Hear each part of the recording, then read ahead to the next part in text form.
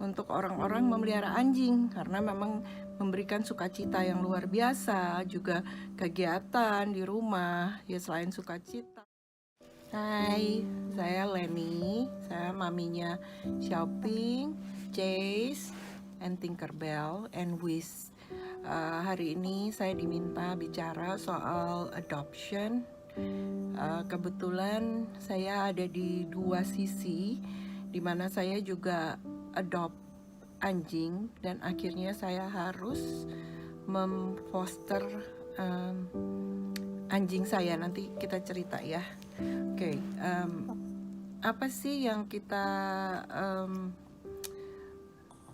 perlukan atau pikirkan sebelum kita mengadop anjing? Kebetulan Tinkerbell dan Chase ini adopted. Wiz juga dipercayakan untuk saya pelihara. Ketika kita mau mengadop anjing, itu yang pertama kita harus pikirkan adalah kemampuan. Kemampuan itu bukan hanya bicara soal financial ya. Satu, kita akan bahas satu-satu. Keadaan dan kemampuan. Apa yang dimaksud dengan keadaan dan kemampuan? Kemampuan itu kemampuan financial kita. Kita harus ingat bahwa komitmen memelihara anjing itu lifetime, jadi sampai mereka meninggal. Jadi kita harus tahu persis berapa sih yang dibutuhkan untuk memelihara satu anjing per bulan. Dan kita harus tahu bahwa anjing itu mungkin hidup sampai 15 tahun. Nah, ketika anjing itu hidup sampai 15 tahun ya kalikan aja. Apakah kita mampu untuk membiayai mereka? Itu hanya kebutuhan sehari-hari, misalnya makan, vitamin, atau groomingnya. Tapi kan ada keadaan-keadaan khusus seperti misalnya mereka sakit, mereka harus mengalami beberapa masalah medis. Nah, apakah kita juga mampu? Kebetulan juga ketika masalah pandemik ini terjadi, itu akan jadi pertanyaan juga bagi kita ketika misalnya kita tidak bekerja, kita tidak berpenghasilan, apakah kita masih mampu mensupport mereka?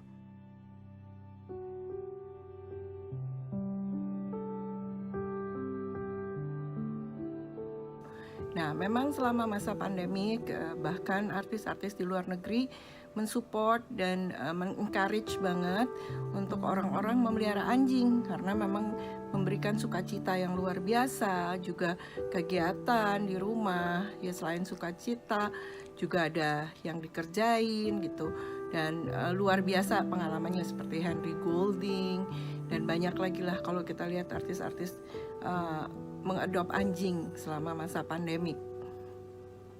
Tapi kita juga mesti ingat ya, ketika pandemik sudah berlalu, apakah kita punya waktu untuk mereka?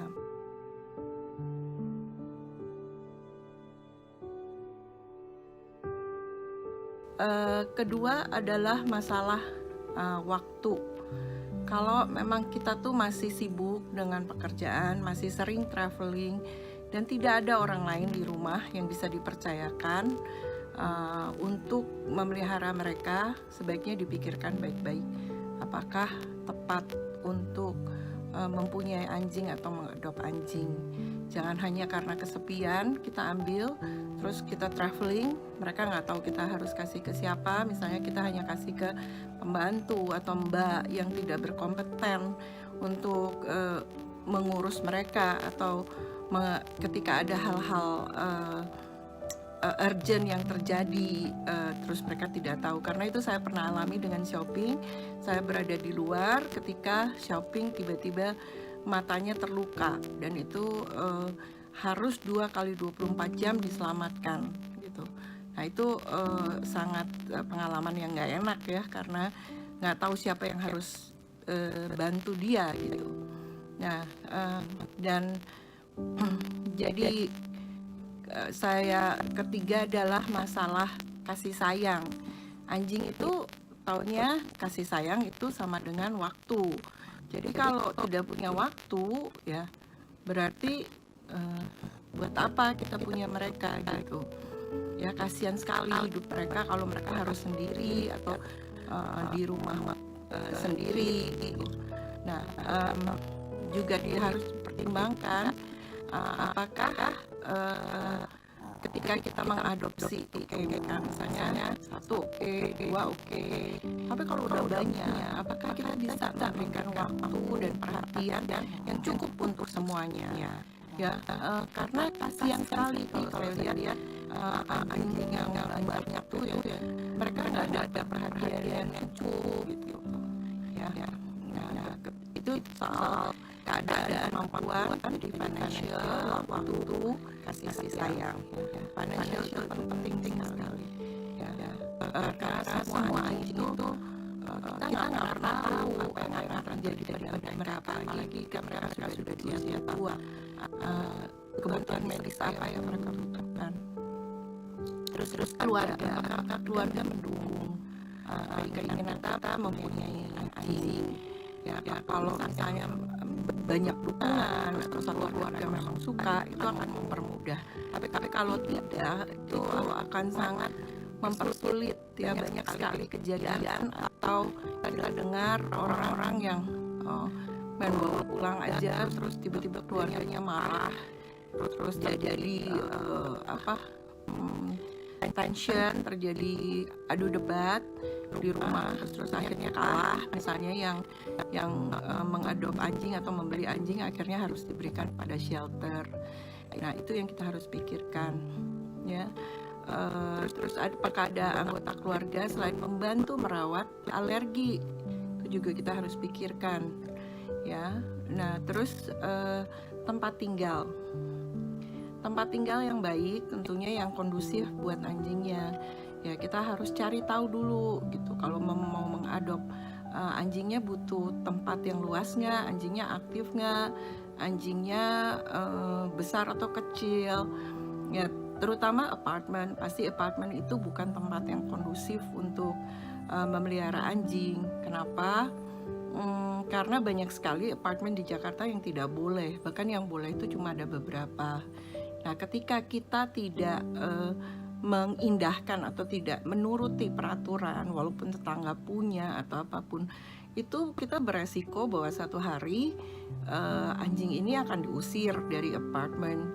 Dengan manajemen kita sering sekali dapat berita atau permintaan tolong untuk merescue anjing karena tiba-tiba mereka harus diusir dari apartemen karena memang tidak boleh di apartemen punya anjing.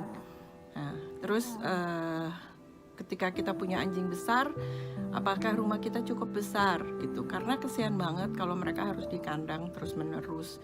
Jangan adopt atau jangan beli deh kalau cuma hanya di kandang. Beli burung aja, karena burung kan nggak memang mesti di kandang ya, atau ikan di akuarium. Kalau anjing itu kasihan kalau di kandang terus ya. Memang mungkin boleh di kandang, saya nggak bilang nggak boleh di kandang, tapi ada waktu mereka keluar atau di tempat lapangan terbuka lah ya.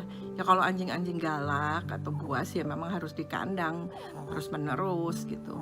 Nah, itu jadi keadaan kemampuan itu, balik saya ulangi, secara financial, secara waktu, secara kasih sayang, terus dukungan keluarga, tempat tinggal itu harus dipikirkan ya. Terus kenali, apa sih namanya kenali? Kenali dulu breed yang mau diambil. Google, lihat breed ini tuh sifatnya apa, cocok nggak dengan kita. Kalau kita punya misalnya sifat yang tidak terlalu aktif, ya jangan pilih anjing yang aktif, kasihan mereka frustasi nanti di rumah. Kalau kita nggak suka anjing yang berisik, ya jangan pilih anjing yang agak berisik gitu ya. Saya pribadi tuh anjingnya demennya yang calm, jadi saya cek dulu anjing-anjing yang saya adopt ini calm apa enggak, karena saya nggak akan tahan kalau anjingnya berisik gitu. Jadi Google, lihat sifat umumnya mereka, itu di Google semua ada breed ya, dan spesifik gini, bisa aja sama-sama Maltese, bisa aja sama-sama Shih Tzu, bisa aja sama-sama Pom atau Poodle, tapi mereka specifically punya sifat yang berbeda seperti manusia. Ada yang tenang, ada yang lincah, ada yang rewel, ada yang bawel gitu. Nah, kita cocok nggak, punya chemistry nggak dengan anjing itu gitu, dan gaya hidup kita sama nggak. gitu. Misalnya seperti saya bilang, aktif nggak gitu. Kalau jarang jalan keluar misalnya, bukan tipe orang yang suka berolahraga, ya jangan pilih anjing yang perlu jalan sehari berapa jam gitu. Dan mostly semua anjing tuh harus jalan ya. Terus kenali lewat Google juga penyakit mereka. Ya, apakah resiko-resiko penyakit yang mereka memang sering alami. Nah, itu menjadi bahan pertimbangan. Seperti Shih Tzu contohnya, seperti Xiaoping, itu mata selalu menjadi masalah. Nah, sekali operasi mata itu butuh beberapa juta. Nah, kalau itu terjadi, apakah kita sanggup membiayai ya? Terus perawatannya seperti apa?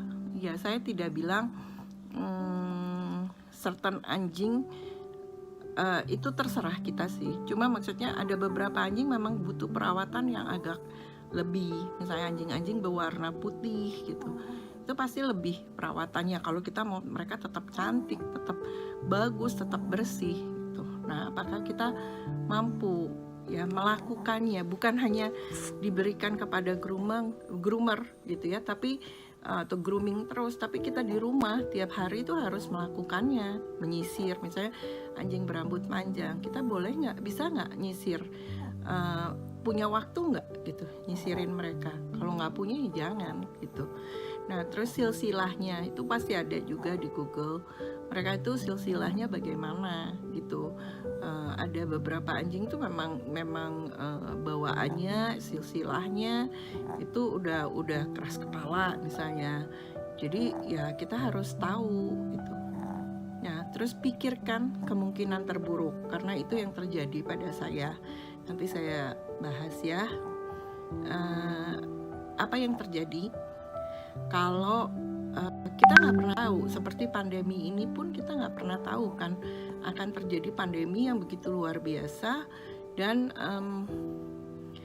kita misalnya kehilangan pekerjaan, atau kita terus menjadi sakit, atau kita terkena wabah itu atau apa. Siapa orang yang harus kita serahkan setelah kita? Itu harus kita pikirkan menurut saya, karena kemungkinan terburuk itu kita memang we never hope for that, tapi kita harus pikirkan bahwa itu bisa terjadi, dan siapa yang akan mewarisi mereka atau merawat mereka. Jadi jangan sampai kita cuma urge-nya tuh sesaat, pengen aja, pokoknya aku pengen punya anjing gitu, beli atau adopt, terus nggak dipikirin ya sakitnya, perawatannya, kemudian apa yang terjadi kalau kita tidak ada. Terus itu kira-kira yang biasanya juga kalau kita mau adopt di shelter ada kuesioner yang harus kita isi, dan itu memang begitu panjang ya. Mereka akan tanya tempat tinggalnya di mana, permanen atau tidak, tentang keluarga dan semuanya ya. Nah, terus saya mau cerita gimana akhirnya saya harus open adopt anjing saya. Gak pernah terpikirkan oleh saya bahwa saya harus open adopt mereka, karena ya saya tahu bahwa melihara mereka itu lifetime commitment. Jadi sampai mereka nggak ada, itu baru saya berpisah dengan mereka. Dan saya harus siap, karena anak-anak saya udah tua, 11 tahun, 10 tahun, 8 tahun, tahun ini 5 tahun wis. Tapi saya selalu berpikir bahwa saya berpisah karena mereka meninggal. Tapi ternyata apa yang terjadi, tiba-tiba saya terkena alergi yang lumayan parah, sehingga semua alergen itu harus dihindari. Nah, memang kebetulan mereka ini bukan alergen terbesar saya, tapi nasihat dokter bahwa sebaiknya semuanya itu dipisahkan dulu dari saya ya, semua alergen itu dipisahkan, jadi biar tidak timbul lagi. Jadi satu-satu memang harus dipisahkan. Nah, bagi saya itu seperti mendapat diperburuk, dan keputusan seperti hukuman seumur hidup atau hukuman yang luar biasa lah itu. Saya bilang sama Yesus dikasih tahu bahwa saya kena COVID pasti mungkin saya bisa survive dari arahan tubuh, tapi ini saya harus pisah dengan mereka. Nggak pernah terpikirkan, tapi harus dipikirkan dan harus dilakukan, ya. Wis kembali ke ibunya karena dia champion dan dia memang masih kecil, dia lucu sekali, saya kangen sekali sama dia. Wis kembali ke ibunya karena ibunya memang masih ada, dan di atas kebaikan ibunya saja saya boleh memelihara Wis. Jadi Wis kembali ke ibunya sampai kalau keadaan berubah saya akan menjadi lebih sehat, saya boleh meminta Wis kembali. Shopping dan Cheese itu kebetulan anjing yang double coating hairnya, jadi double coated ya, jadi mereka tuh menyimpan debunya lebih dibanding anjing lain, ya. Nah, kenapa saya masih boleh punya Tinkerbell? Karena saya hanya boleh punya satu, jadi sudah tawar-menawar begitu hebat, akhirnya mereka kasih saya punya satu, which is Tinkerbell. Sulit sekali bagi seorang ibu harus memilih yang mana gitu, ya.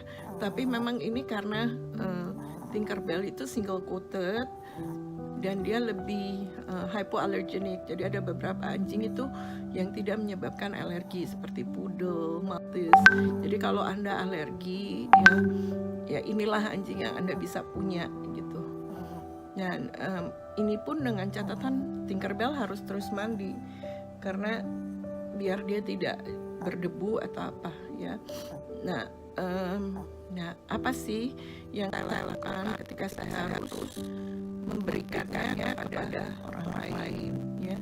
Satu, saya benar-benar yang mana dokter atau foster parent yang bisa, karena saya itu saya neurolog, jadi ada kemungkinan mereka jatuh sakit atau butuh bantuan medis itu sangat dengan umur yang sudah agak tua, ya. Jadi saya harus kenali sekali, saya selidiki sekali dokter atau foster parent yang bisa mengadop mereka.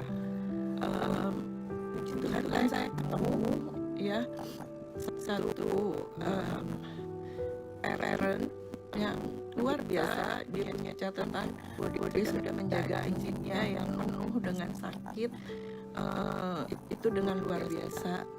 Dan puji Tuhan dia mau gitu loh, memposter. Jadi sekarang keadaannya bukan di open adopt dulu, tapi di foster, jadi ditinggalkan sementara sampai keadaan saya membaik. Ya, jadi saya berkenalan, dia datang, lihat dulu anak saya seperti apa, karena dia sendiri masih punya 2 anjing. Jadi apakah bisa get along sama anjingnya dia, ya. Saya juga harus lihat dan bertanya apakah dia mampu dan dia bisa, ya, menjaga 2 anjing ini. Dan karena saya mesti tahu persis lah gitu bahwa I give my precious babies to a good hand. Dan puji Tuhan Maggie namanya, luar biasa memang. Kedua adalah kita harus jujur dengan segala resiko dan penyakit yang anjing kita punya. Sampai sedetail-detailnya kita harus kasih tahu history penyakit dan kelemahan anjing kita, dan sifatnya dia, kebiasaannya dia, semuanya itu harus dikomunikasikan, ya tentunya. Puji Tuhan lagi, dokternya baik sekali, jadi selalu bertanya, kita selalu berkomunikasi, apa sih yang terjadi, kenapa dia begini, kenapa dia begitu, kebiasaannya seperti apa. Dan sebisa mungkin ketika kita memberikan anjing kita itu, kita membuat satu kenyamanan yang luar biasa, jadi dia nggak berasa harus berubah banget. karena itu akan menyebabkan stres dan sakit pada mereka. Jadi ya mainan, bed, makanan, semua kebiasaan itu kalau bisa sebisa mungkin sama. Jadi perubahan itu hanya tempat dan mamanya aja gitu berubah. Good communication ya, minta izin, apakah kita juga mesti tahu diri, mungkin sehari sekali tanya gitu gimana keadaannya pada awal-awalnya. Terus ya kita harus punya good communication ya, kita juga jangan terlalu rewel, terlalu bawel ya, karena ya pasti akan ada perbedaan gitu, nggak bakalan 100% sama dengan kita. Terus kita harus memikirkan kemungkinan terburuk, karena ketika mereka berpindah mereka bisa stres, mereka bisa sakit. Dan itu yang saya katakan kepada foster parent anak-anak saya, bahwa saya menerima kemungkinan terburuk kalau mereka sampai nggak survive ketika harus pindah gitu. Tentunya sebisa mungkin enggak, tapi kalau itu yang terjadi saya tidak akan menyalahkan siapapun. Kita juga mesti menyiapkan anjing-anjing kita secara mental. Jadi saya udah mempersiapkan mereka berminggu-minggu, tiap hari mesti dikasih tahu, diomongin bahwa bukan karena saya membuang atau tidak mengasihi mereka lagi, tapi memang keadaan yang memaksa untuk saya harus berpisah. Mungkin kalau saya keadaannya kesehatan, mungkin ada yang punya keadaan financial, itu kita katakan aja anak-anak itu adalah anak yang luar biasa, mereka akan mengerti apa yang terjadi dan mereka menerima. Pengalaman saya dengan shopping itu dia sangat mudah beradaptasi dan luar biasa, dia mengerti, dia nggak boleh pulang dengan mamanya. Dia mengerti sekali, dia baik sekali, dia beradaptasi dengan baik.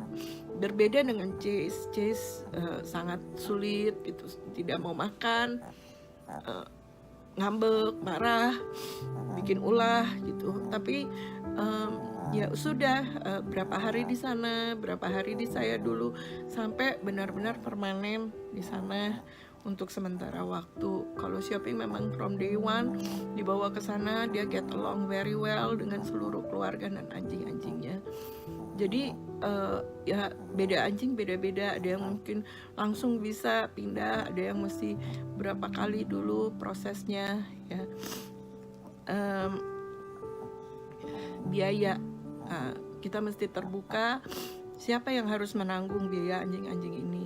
Kalau memang open adopt tentunya ya sudah ya, bahwa yang adopting parents itu yang akan menanggung semuanya. Tapi kalau kita hanya fostering gitu, mungkin kita harus membagi biaya atau menanggung sebagian bahkan seluruh biaya yang anjing yang kita titipkan ke orang gitu. Jadi ya itu pengalaman saya. Jadi saya memang tiba-tiba bisa berada di dua sisi. Di awal tahun memang saya sempat berpikir kalau apa yang terjadi kalau sesuatu terjadi pada saya, anak-anak ikut siapa gitu, dan itu sudah jadi pikiran saya selama berbulan-bulan gitu.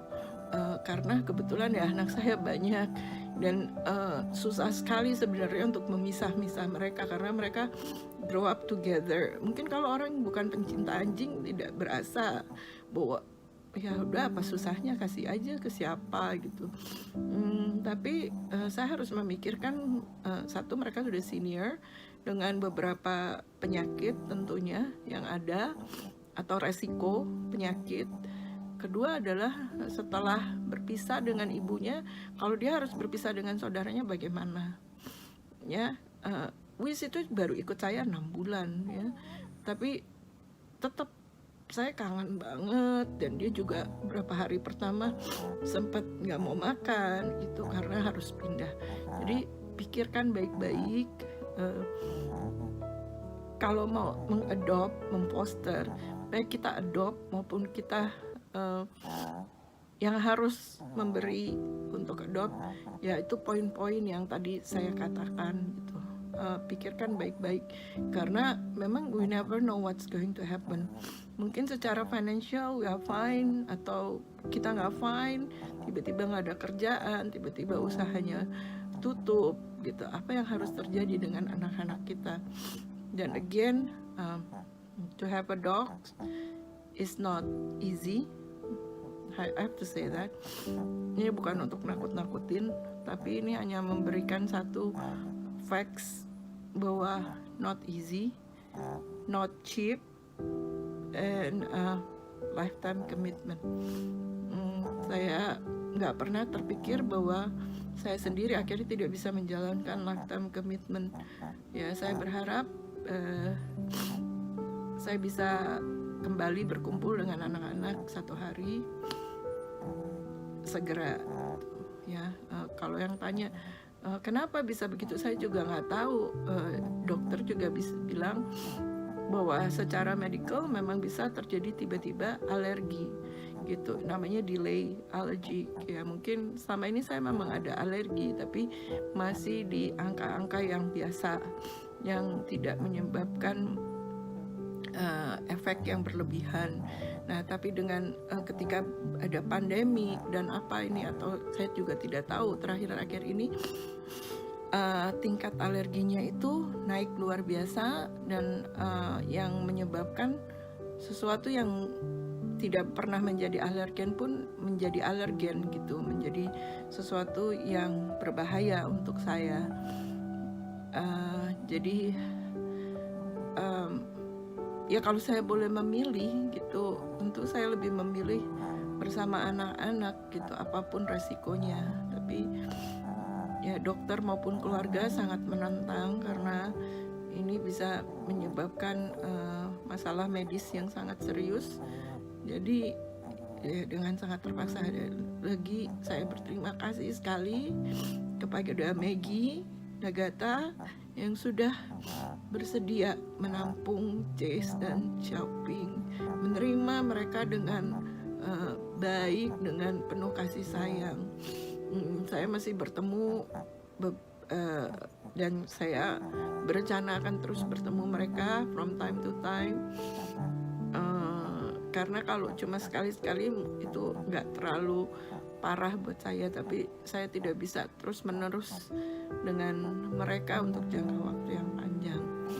Again, ini sedikit sharing saya tentang bagaimana kita kalau kita mau mengadopt. Ya, kalau saya mau cerita sedikit tentang adopting, ya, Chase itu saya adopt karena tiba-tiba satu pagi saya dapat foto dia jam 8, terus ditanya lucu nggak, saya bilang oh lucu. Terus dia bilang mau nggak, waktu itu saya baru punya Xiaoping. Saya bilang saya pikirkan dulu ya, karena waktu itu sebenarnya saya sangat sibuk gitu. Terus tiba-tiba jam 10 dikasih tahu dia sudah ada di pos satpam, jadi kalau kamu nggak ambil ya nggak tahu apa yang akan terjadi gitu. Loh, saya bilang saya belum say yes, saya cuma bilang lucu gitu, tapi mereka nggak mau tahu. Ya sudah, akhirnya kami ambil jam 2 siang.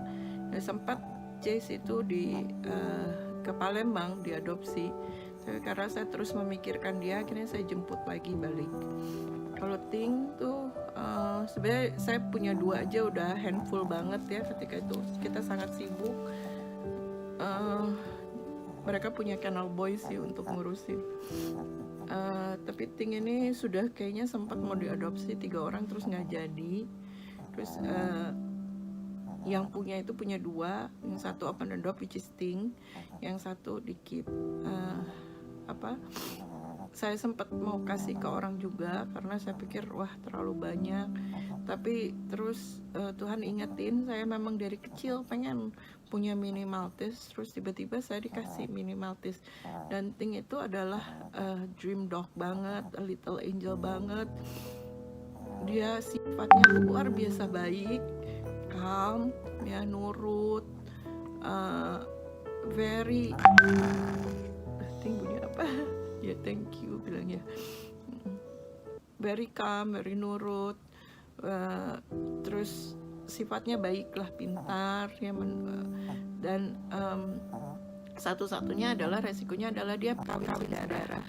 Jadi dia punya beberapa kesulitan medis atau keluhan medis yang baru ada sekarang karena dia kawinan darah.